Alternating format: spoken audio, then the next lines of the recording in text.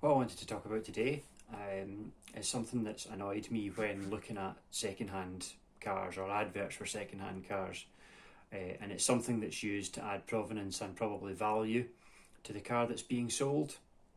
When you go and see the car and see the benefit or the plus point that's being advertised, and you actually see it for yourself, you actually realise that it's not worth anything at all, and that is a full service history. Now, it's not essential, especially if it's a cheap car. I've bought cars without a service history before, but they have been very cheap, and I have carried out my own maintenance to make up for that, once the car's been run for a wee while to ascertain whether it's good or not. But if you're paying over and above the odds for a car with a full service history, you want to make sure that it's actually worth what you're paying for. I went to see a Rover 75 back in 2018, and it was advertised as having a full service history.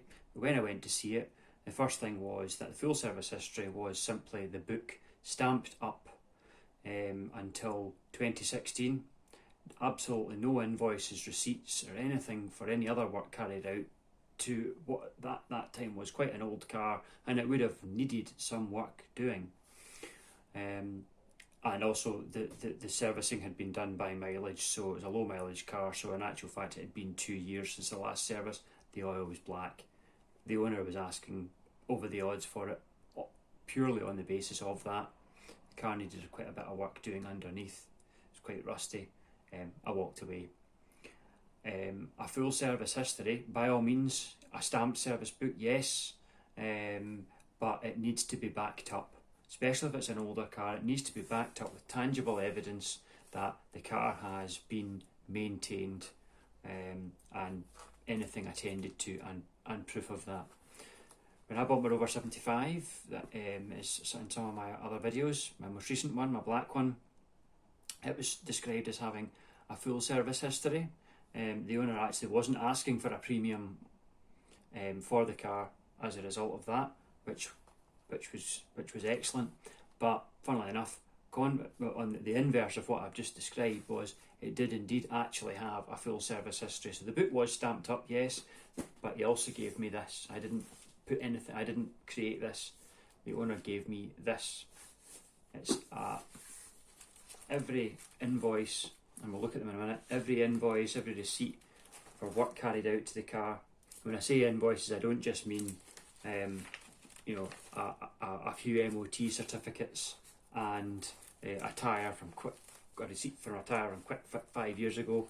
It's proper comprehensive repairs carried out to the car over the years, and I've added to this since then, for any parts that I've bought for the car.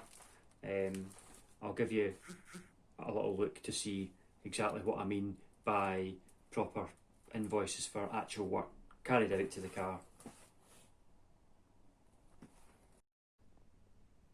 So this is a decent example of service history. It just looks like a sort of messily written receipt, but it's actually for the replacement automatic gearbox, and it's by a firm called CDL Autotech in Whitburn.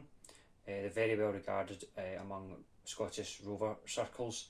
The guy that owns it, Duncan, what he doesn't know about Rovers isn't worth knowing, in my opinion. I've used them myself. When I had my first 75, I took it to him to have the rear suspension arms replaced.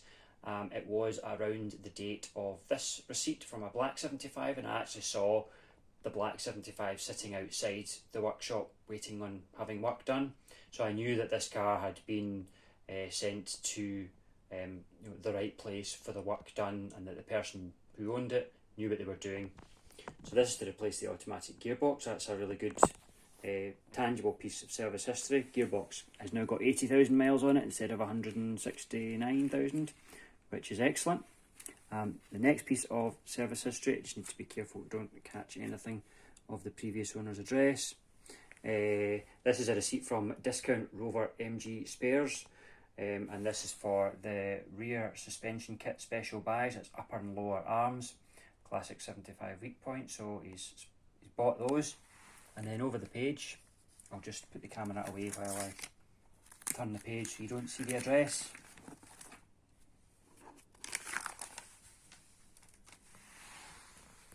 and this is the invoice from the garage of fitting the suspension parts, so it's like a story.